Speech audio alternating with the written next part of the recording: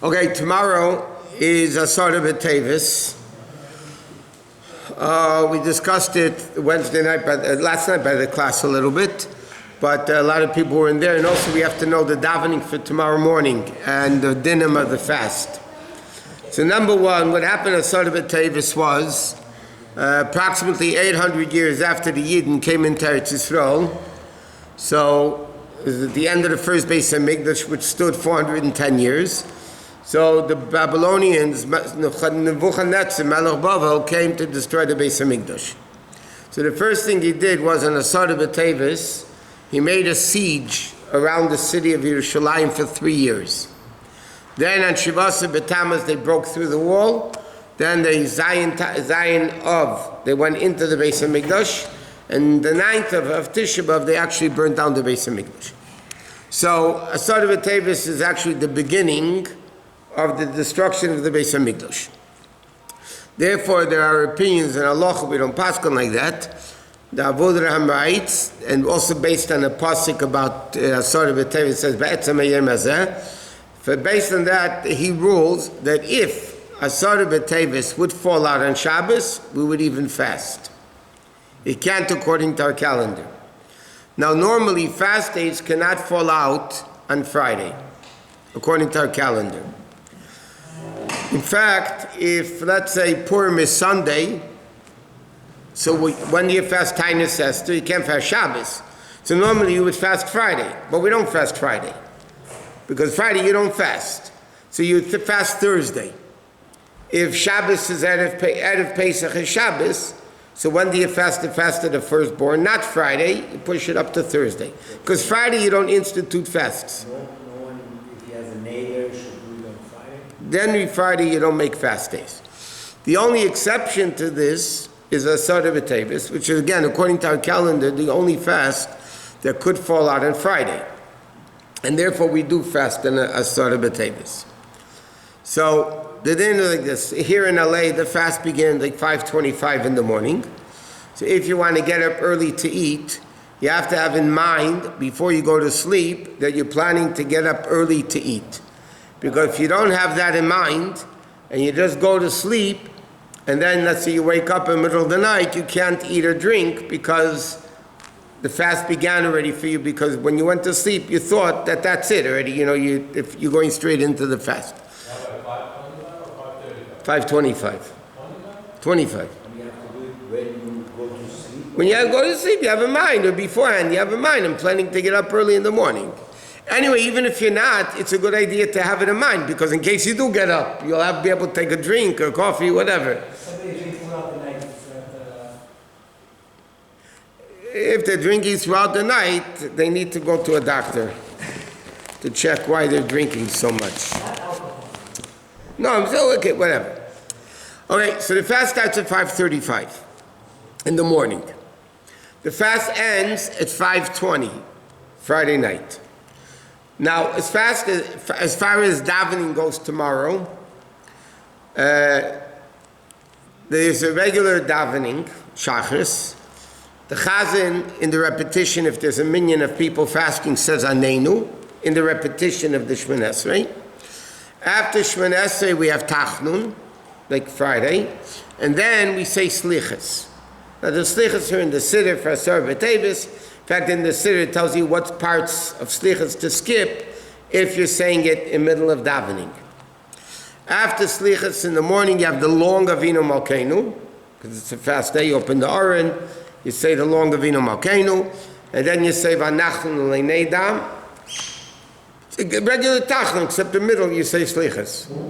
So, and then you finish Tachnun with the long Avinu Malkeinu, and then you have Torah reading, because it's a fast day. So you read in Parshas Kisisa, the story of the Chet HaEgel. Veichal Moshe, there's 3 aliyahs. That's as far as Shachris goes. It's regular Shachris, except you have Slichas, and you have additional reading of the Torah, and the Chazan adds Anenu in the Shemona Esrei. Now, as far as the dinim of what you're allowed to do on a fast day, bottom line is you can do whatever you want. I'm talking bottom line halacha. You can do whatever you want, except you don't eat or drink. That's it. Unless a person's not well, then they have to eat or drink. But you could take a shower, you can go to mikveh, you could, whatever. You could do all the things that you would normally do.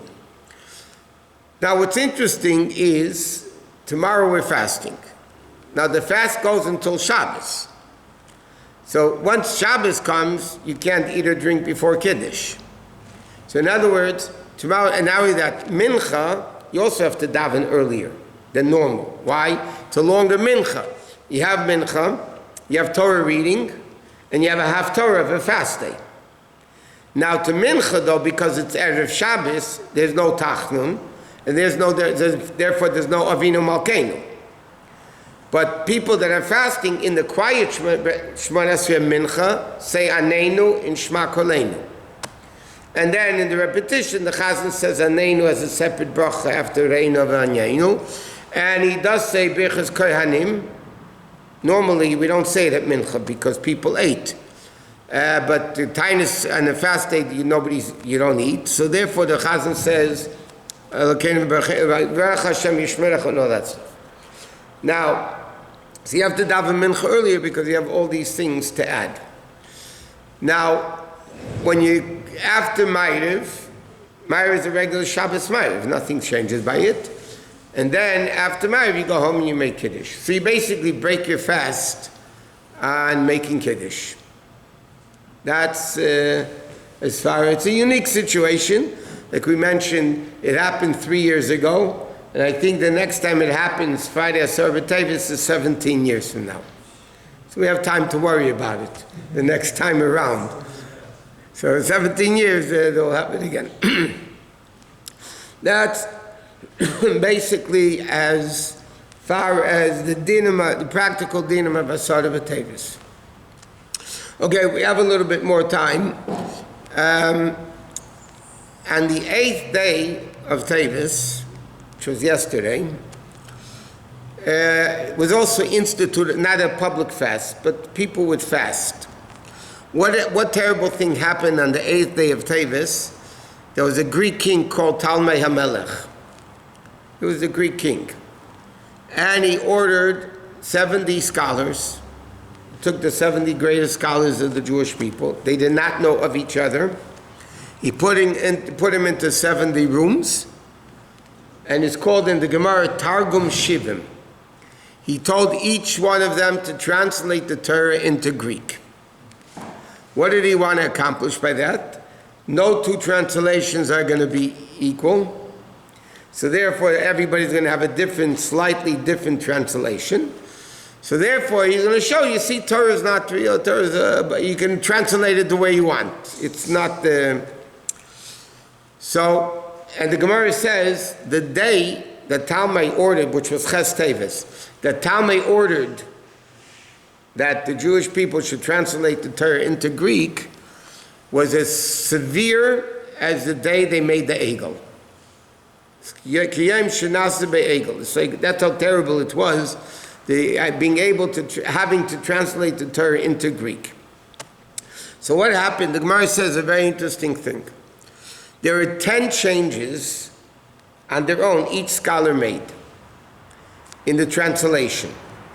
I'll give you a few of them in a second. And what was a miracle, all 70 had the same 10 corrections that they made. I'll give you a few examples that the Gemara says. One is, it says in Chumash, Bereshis bara Elokim. Okay, how do we translate? In the beginning, God created. But if you want, you can technically translate it, Bereshis bara Elokim means Bereshis created God. Bereshis bara Elokim.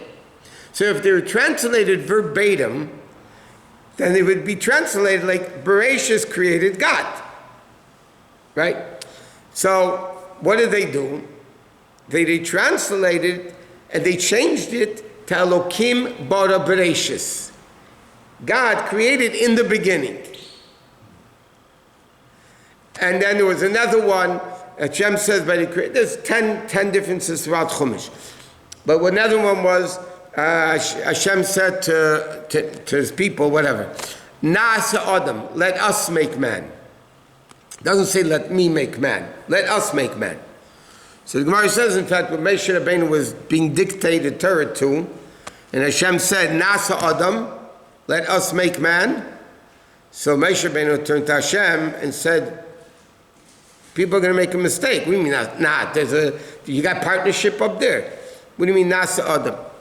So Hashem said to Moshe Rabbeinu, Ksev, v'areitze l'teisiyata. You write it like I'm telling you. Whoever wants to make a mistake, let them. When they came to translate the Torah, so they didn't write Nasa Adam. Because again, Talmud would say, oh, there's two gods up there. So they wrote E'aseh Adam. I will make man. And there were 10 differences in many of them in Parshas Bereshis, but they made 10 different. What the miracle was that all 70 made the exact same changes, and that was the miracle, so to speak. But it was still a terrible day that Torah had to be translated into Greek because a Greek king said so. By the way, it's another interesting thing. It's brought down in Svarim. Torah begins with a base. Okay? And the Gemara and the Zayah both discuss differently, but the Gemara and Zayah discuss that why did Hashem create the Torah with the letter Beis, not Aleph? So it says all the letters of the Aleph Beis came before Hashem, and he said, create the world with me. So Hashem said, this is no good, this is no good, this one's no good. And when it came to the letter Beis, Hashem said, okay, Baruch, Bracha. We're going to start the Torah with a Beis. Aleph, Arur, cursed. So Hashem said, I don't want to, one of the reasons, many reasons. Hashem said, I don't want to start the Torah with a letter called Aleph, because it's ordered, I want to start the Torah with a letter Beis. That's what it says, Bracha. So it says in the Medrash, the letter Aleph came to complain by Hashem. Come on, I'm still the first, what are you doing to me? So Hashem consoled him and said, the 10 commandments, the Asara Dibros, will begin with Anechi Hashem Elokecha. I'll make it up to you. The 10 commandments, Anechi, the essence of Torah, will begin with an Aleph. But it says in Sfarim, when they translated the Torah for Talmai, and they wrote Elokim Bara Bereshis, the Taka Torah begins with an Aleph. Elokim Bara Bereshis. What did you want? Louder, sir. Originally, when we got the Torah, Hashem told Moshe to translate it to 70. Yeah, but that, okay, so it's a good question. It's not for now. But, one thing. Over there, Hashem told him to do it. Why did Hashem tell Moshe Rabbeinu to translate Torah into 70 languages? That later on, when a person will learn it in English, any language, so it has the Kedusha of Torah. If you think about it, all the Jews were in Egypt, in the desert. They all spoke Hebrew. Right? They didn't speak Chinese or English or Farsi or Greek, right? So why did he tell them to translate the Torah? Later generations, you need translators, you'll translate the Torah. The answer is because when Moshe Rabbeinu translated the Torah, he brought the Kedusha of Torah into any language. Here, Talmud wanted to translate it to disprove Torah. So it's a whole different story. What? Doesn't say anyway why Greek language is special since we're allowed to write in Greek. Yeah, because it's very similar to Lashon Kodesh. That's what it says. It's very similar, yeah. So Greek has an interesting part to it. Huh? Sounds Greek to me too. No, there's one more thing I wanted to say about Punktis. Okay, whatever. What? They did it to disprove Torah. You're right, they changed his wife's name. One of the names over there sounded like his wife, which meant a dog, or whatever. There was a bunch of things with the Nachash, things were changed, 10 different, they changed. Are there any of the original translations or continuations? I don't think so. You mean, is it existing anywhere? I never heard that it did, so this is something people would have known throughout the ages that it existed. Today, if we want to translate something, we need to have any kind of qualifications. I'll give you an example. This remind me of what I wanted to say. You know, the Rambam wrote a lot of books. He wrote Moreh Nevuchim, he wrote Pirsha Mishnayos, he wrote Rambam, he wrote a lot of books. But all of the books that the Rambam wrote, he wrote in Arabic, not in Hebrew. The only sefer the Rambam wrote in Lashon Kodesh was the Rambam. You know, the Mishnah Torah, the Rambam, the famous Rambam. All the other books he wrote in Arabic and was translated. So therefore, in Poskim they write, if there's a contradiction between the Rambam in Mishnah Torah or the Rambam anywhere else, you follow Mishnah Torah. Because that the Rambam wrote clearly himself in Lashon Kodesh. Everything else is a translation, and you can't rely on a translation as much as you could rely on the original. Okay,